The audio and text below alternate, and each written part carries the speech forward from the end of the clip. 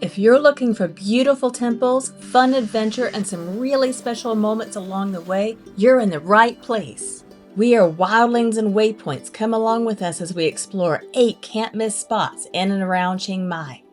This is Wat Chedi Luang. It sits right in the middle of Chiang Mai's old city. Wat Chedi Luang was built in the late 1300s, making it over 600 years old. Today, it's still used as an active place of worship, with people coming and going throughout the day.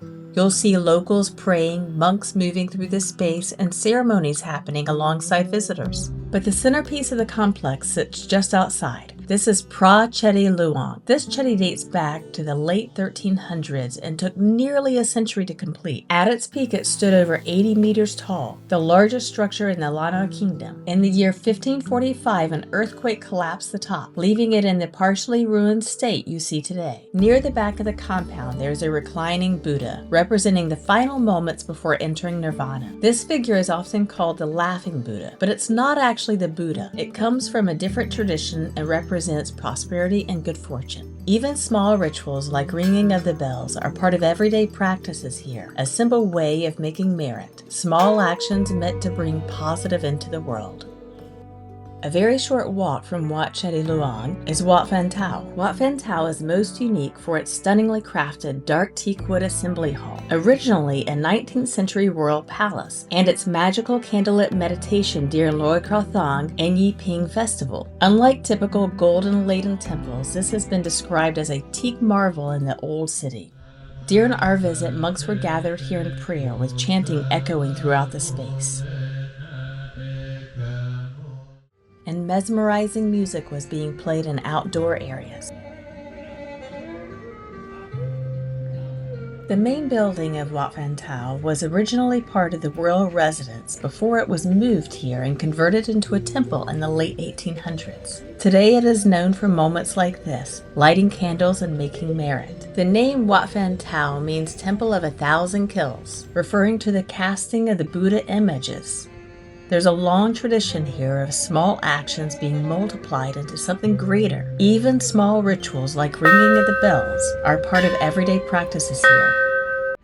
After the temples, if you're ready for something very different, check out Taipei Walking Street, a famous Sunday night only marketplace in Chiang Mai's old city, running from Taipei Gate inward to Ratchadanum Road from roughly 4 p.m. till midnight. Here you will find a wonderful variety of local crafts, with many of them being made right in front of you, and live music being played right on the streets. If you get snackish or hungry, there's rows and rows of food vendors selling everything from quick snacks to full meals, most of which they make right there in front of you. As the night wears on, the crowds get thicker and thicker in the market. So if you're not keen on big crowds, I recommend going in the later afternoon or early evening time. The Sunday night market is definitely busy and loud and a completely different pace than the temples, but in my opinion, it is well worth a visit. About an hour outside of the city is Elephant Nature Park. It's a rescue and rehabilitation center for elephants from across Thailand. Many of these elephants come from logging or tourism industries and are now cared for here. Visitors can observe them up close, but the focus is on the elephants, not the performance. Each elephant has their own story. The goal of Elephant Nature Park is long-term care, not short-term interactions. Elephant Nature Park will pick you up directly from your hotel in Chiang Mai, making it a perfect day trip or overnight trip. If you want a deeper look at this experience, check out our full video linked below. Elephant Nature Park is a different and very heartwarming way to see elephants. Another easy day trip from Chiang Mai is Sticky Waterfalls. This is truly a unique way to experience a waterfall. It's about an hour and a half outside of the city. Unlike most waterfalls, the rock here have a natural grip to them. That means you can actually walk straight up the falls without slipping.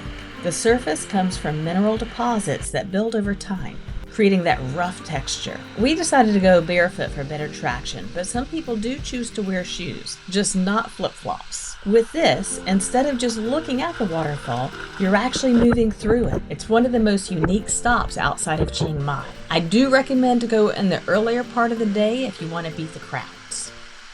One of the most recognizable temples in Chiang Mai, Wat Pha Lat Doi Sute. It is set high above the city and it dates back to the 14th century. It remains an active place of worship still today. As you move through the temple grounds, you'll often see people circling the Chedi in a quiet procession. This is a traditional form of prayer and respect.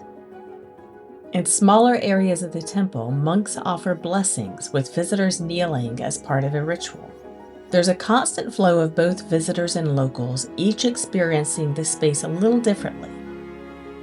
From here, the temple looks over the entire city. You have a completely different viewpoint of Chiang Mai. Even the walk down from the temple grounds is unforgettable. As you descend this long staircase flanked by Naga, the serpent guardians of the temple. Not far from Wat Pha Lat Doi Sute is a very different type of temple. This is Wat Pha Lat, the hidden jungle temple, and definitely it was one of my favorites. This is a quieter temple. It was originally a rest stop for pilgrims in 1355. Wat Pha Lat was built where King Kuena's white elephant stopped to take a rest. The elephant had been carrying holy Buddhist relics up the mountain, and centuries later the story of the white elephant still lives on. Unlike its more famous neighbor higher in the mountain, Wat Pha Lat feels secluded, with moss covering many of the surfaces. It blends into the landscape as if it belongs there. The buildings here are smaller, made of stone, wood, and water woven into the surroundings. Wat Pha Lat is less about seeing a single landmark and more about moving through the space. It is a very different experience from the temples in the city, and an easy place to slow down before heading back into Chiang Mai. This is Wat Chedi Suphan, renowned as the world's first silver temple due to its stunning, intricate silver, aluminum, and nickel construction. Founded in 1500, the temple serves as a stunning modern testament to the traditional silversmith community in the area. When we visited, the temple was lit in changing colors. Music played throughout the space as people gathered for the evening. A traditional candle dance marked the start, with movement setting the rhythm. Chanting filled the space. The candles were passed out and lit one by one. People moved slowly around the temple, carrying them as part of the ceremony. The candles were then placed on the outside wall around the temple. Even though we had no idea what the purpose of this particular ceremony was, we still very much enjoyed the experience. Some of the most meaningful moments happen when you least expect them. So if you come across a festival or ceremony in Thailand, take the time to experience it, even if that means just observing from a distance. Thank you for joining Wildlings and Waypoints on these 8 amazing Chiang Mai sites. Follow along for more family-fueled adventures. And if you want to make sure that you don't miss an episode, don't forget to like and subscribe.